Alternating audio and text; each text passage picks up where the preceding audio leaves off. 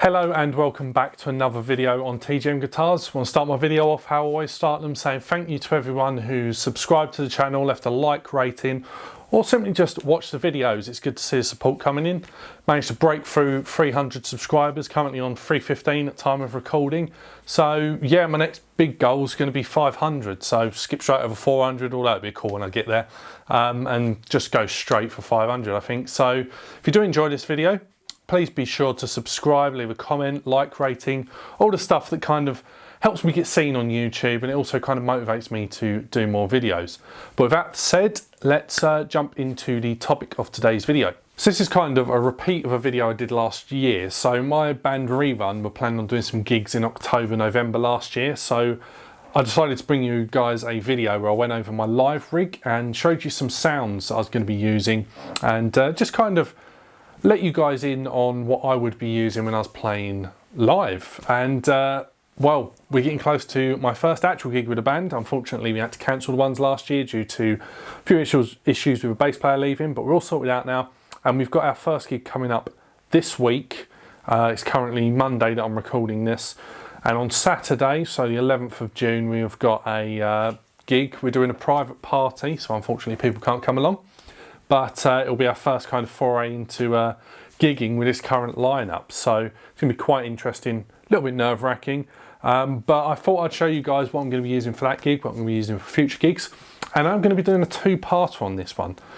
Quite simply because I've got almost, it's not a complete second rig, but I've also worked my pedals out and got everything working. So if I feel like a change from the Vox, I can jump over onto my Marshall, no problem at all, just plug in with my current pedal board and it'll all work. But I'll talk about that a little bit later on and also in the next video. So without further ado, let's jump in, start looking at the pedal board to start with, and get some sounds for you guys, and yeah, show you what I'm going to be using. Right, so as always, we have got the pedal cam going down here. So I'm guitarless at the moment, so we'll jump over to the pedal cam and I'll just quickly talk you through the pedal board. So first things first, this is all powered by the True Tone CS12 power supply. It's got more than enough outputs. I have got almost every pedal except the lights on this. That's tandeming off of this down here, the Korg Pitch Black. And the reason why I've got those two linked together is because there's no issue with noise with those two. So it seems like that's the best way to do it, keeping noise to the minimum. Ever since I've had this power supply, it's been absolutely brilliant. Just mounts straight under the pedal train. This is the Pedal Train Novo 24, and got it in its flight case and all that good stuff. So let's start talking you through the signal chain. So down here we have got the junction box. This remains unchanged from the last video. So it's got inputs and outputs for guitar, an out A, out B, which I'll explain why it's set up like that, and MIDI for when I'm using the Marshall. So that's all ready to go for when I want to jump on the Marshall. Do need to get a new patch cable that allows this to go to there, so the MIDI is on there, but for now I can go straight into there with the MIDI for the Marshall. But that'll be next video. So from there, the guitar goes into the electro-harmonic silencer down here. Good noise gate. I bought this because when I started gigging with the Gretsch, I noticed noise was a big issue. Feedback was a big issue. No surprise on a full hollow body like that guitar. So I've got that. Click it on if things become a little bit too noisy. And yeah, I'm using the loop section to have everything else running through, kind of cleans it up a little bit nicer, also keeps the cable run to my output a little bit shorter. So from there we are going into the Harley Benton FXL8 Pro. This is the version that does MIDI commands. Mainly bought that because of my Marshall. Back in the day when I was gigging with a Marshall, it's great for switching channels, switching between the different master volumes on that amp. So brilliant bit of kit. Doesn't break the bank, and it's got 2 4 loops, so 2 lots of 4, which I've got jumpered, so I've got 8 loops which all go into the front end of the amp. That's also connected up to my tuner, so if you double click the mute button, mutes your guitar signal, goes into the tuner, so you can tune completely silently on stage, and won't be one of those guitarists that's making silly little noises, and got a clip-on headstock tuner. So here are the loops here. We've got 1, 2, 3, 4, then 1, 2, 3, 4 again, in that order. So first up, we have the Electro Harmonix Little Big Muff. Recently done a video on that, brilliant sounding fuzz distortion. We only use it for one song at the moment, which is a shame, but it sounds absolutely brilliant for that. It's a cover of Come Together, the Gary Clark Jr. version, so it gives that nice big sound. I do apologise, this is to do with hoovering off, couldn't it, all of this. Kind of all the muck and cat hair that's built up on it, but I will clean that up for a gig, I think, on Saturday. So the second one we've got, it's not the hot cake as it says down here, it's actually the Dark Mouse. So recently reviewed this when I got my Yellow Fall delay and was blown away by how it sounded, and it's become my go-to, for want of a better word, ratty sounding distortion. So it gives kind of that less refined distortion sound, great for grunge stuff, great for pop punk, and that's what I use for that. In the next one we've got the Superclon, so that's not changed from last time, that is my main sort of thick distortion sound. We've got the Tube Screamer, which just adds that little bit of boost to kind of kick up the backside when going into solos. Next up we've got the May Boost, a Fuzz Dog copy of the TB-83 by Pete Cornish, the pedal that Brian May used towards the tail end of the 70s and early 80s, so no prizes for guessing what that's for. And then we go into the MD500. Now the MD500, I've got it split onto dual modes. We've got A and B do separate sounds. It can be used separately, each on their own loop. So I can switch those on and off with this and this in conjunction. Just allows me to have a preset ready on there, so when I click onto, say, a solo, it goes into a sound that's already on here. One thing I do use that for is Paradise City. I've got an octave sound for the start to solo, and that's all done via that. Number 2 goes into there as well. I've got this little dual switch down here, which for some reason I have to do this every single time. If somebody that's a bit more up on the Boss pedals can tell me why it keeps doing this, I have to go in and change the settings back and forth onto control up and control down, because otherwise it jumps 2 patches at a time. But I can use that to go through the patches without having to try and click both of those, which has led before to me putting 2 sounds on rather than actually changing the bank, which you don't want to happen in the middle of a gig. Last but not least, need to put a little name tag down there. We've got the Yellow Fall, so that comes on during my solos, just adds a little bit of thickness, and that is pretty much it. From there, this goes back into the return of the effects loop on here, which then goes into the Big Shot ABY. The reason I got this is I'm running both the top boost and the normal channel of the Vox. Obviously the May Boost goes through the normal channel, also got the Big Muff going through the normal channel, so I can just click that and go between the 2 different channels of the Vox. Absolutely brilliant, which then goes back into the junction box and 2 leads that go back to the amplifier. So that's the pedal board. And now I guess we'll go over the guitars, and I've already mentioned the amp, which you can't see, it's off camera here. This is the Vox AC30C2. It's what I'm using as my number 1 amp. As I said, I have got a setup ready to go with the Marshall, which I will show in what will be kind of live rig part 2, I guess. So let's grab the guitars I'm going to be using, show you those and a few sounds. Not sure what changed there, except the brightness needed adjusting on my camera. So this is probably the biggest shake-up as far as my live setup goes, and that is the inclusion of the Zach Myers PRS SE guitar.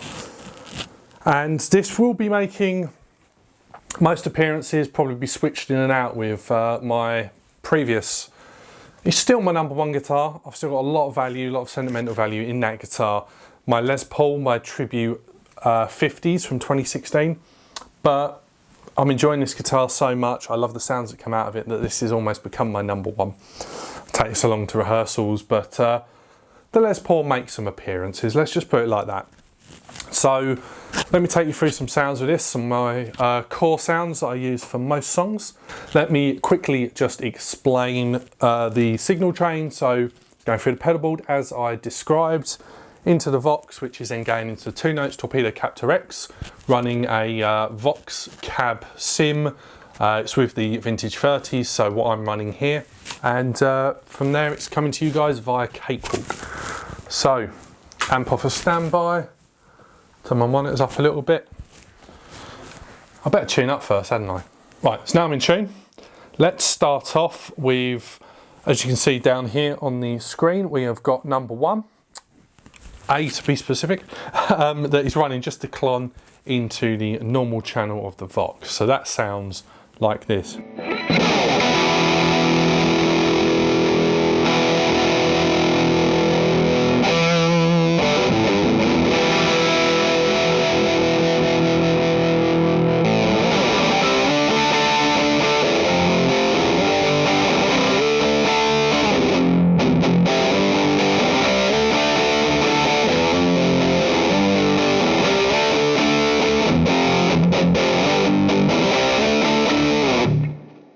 Now alongside that I've got a setting which is just a simple clean.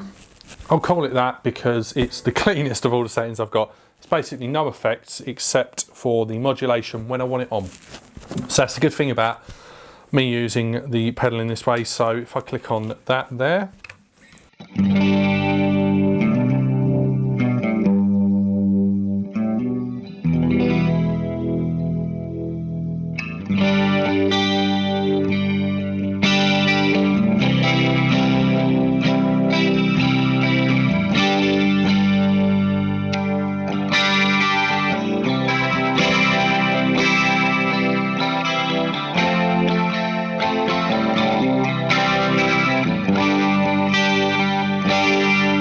or without any chorus.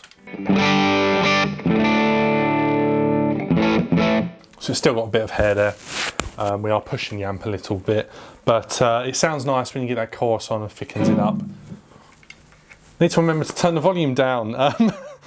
I'm so good at this. After all the videos I've done, I still make little mistakes like that. But that is my clean. I'll say it with air commas because I know what people get like on the internet.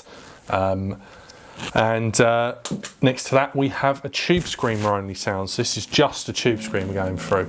I use this for a lighter gain than the clock.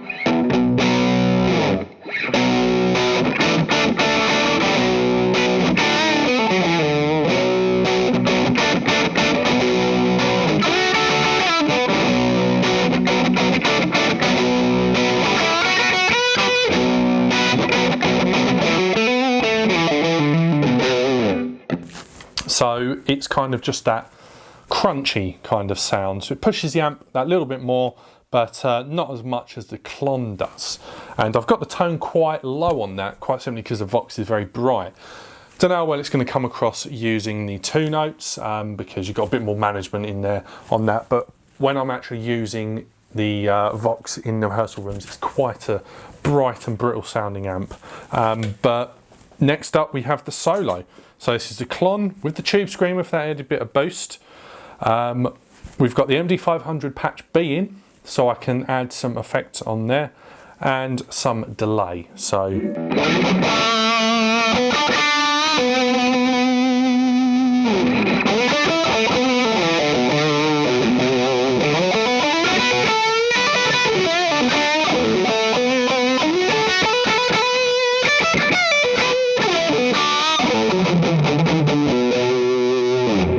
and with the MD500 in, so this is on my Paradise City setting, as I said about the octave.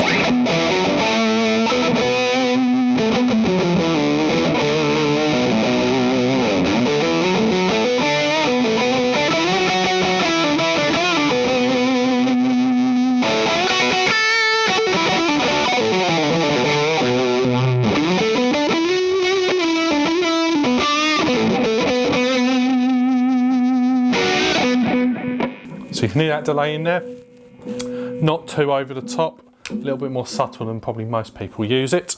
And yeah, that is the first bank of sounds. So it's probably what I use most of all, to be honest, is the clon sound, and then jumping into the solo, obviously for solos. So we go up to bank number 2 now, and this is predominantly the dark mouse bank. Ignore the fact it says hotcake, it's going through the dark mouse, which, yeah, works perfect for the pop punky stuff. So that sounds a bit like this.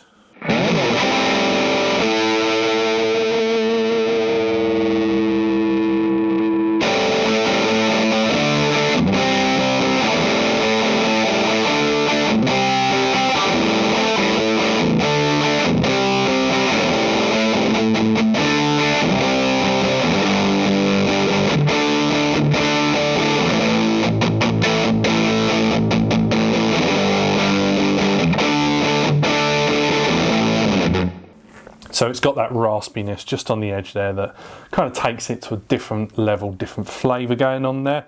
I've got to bear in mind I need to stop tweaking with these settings. These were as I had them at last rehearsal, apart from the fact I just click that onto hyper mode, and yeah, need to not play with those because they are the sounds that I was getting and I liked, and I am coming through my monitors, which kind of darken things up a little bit, so can't be phoned by that.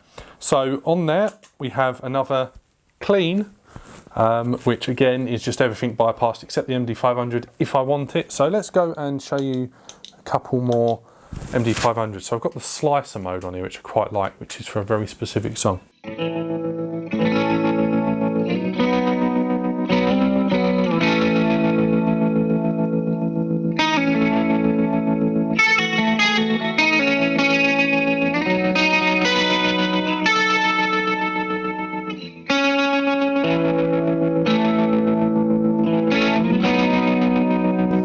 If you can read, you can tell what I'm kind of flirting around with there, but just a couple more of those sounds.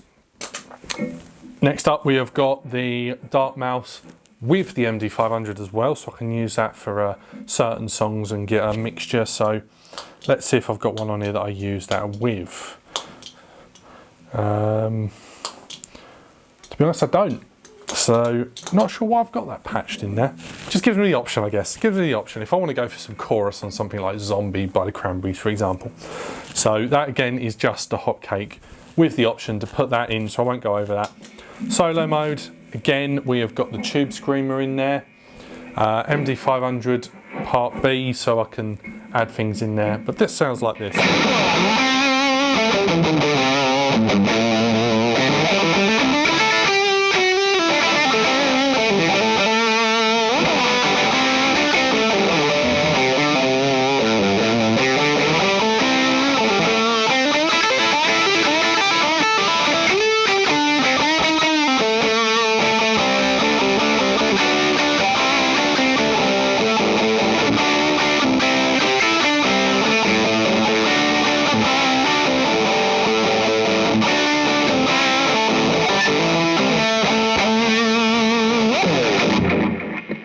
So, I mean, the delay sounds a little bit hotter on that one, probably because you've got the extra gain coming from that dark mouse. And next up, we'll do a guitar swap and we will go on to the next bank, which is all on the normal channel of the Vox. So, you knew this guitar is going to make an appearance, seeing as we actually do Tie Your Mother Down on our set. So, obviously, this guitar comes out.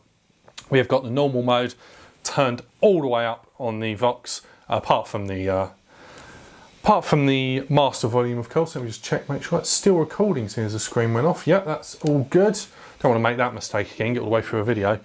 But this is purely all controlled on the volume, a bit like Brian does. So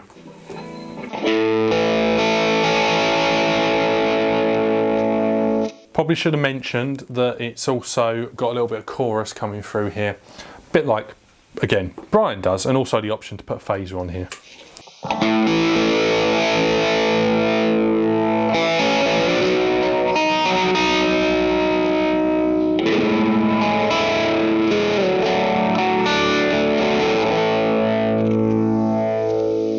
Of course, this cleans up into a nice jangly sound.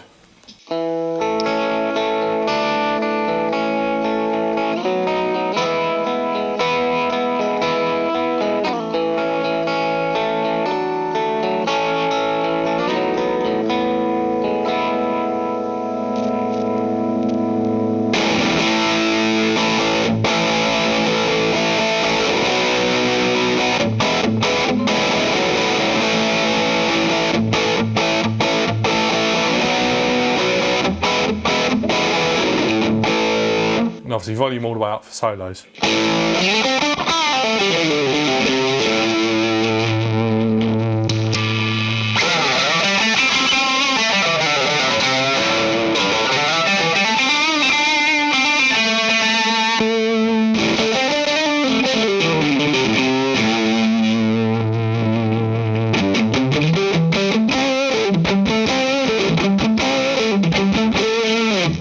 If you're wondering what I did there, flicking a few switches, realised they're just kind of sitting off camera, just for different sounds. So this I've got mainly in there for the one song, but I do use it for more songs in the actual set. So let's just go over the big muff sounds. Did just previously do this with the volume all the way up, which sounded good, but not the actual sound I'd use live. So I only really use this for one song, as said earlier, which is Come Together. Don't use this guitar on it. I use the other guitar, whatever humbucker equipped guitar I've got with me, and yeah, it sounds like this.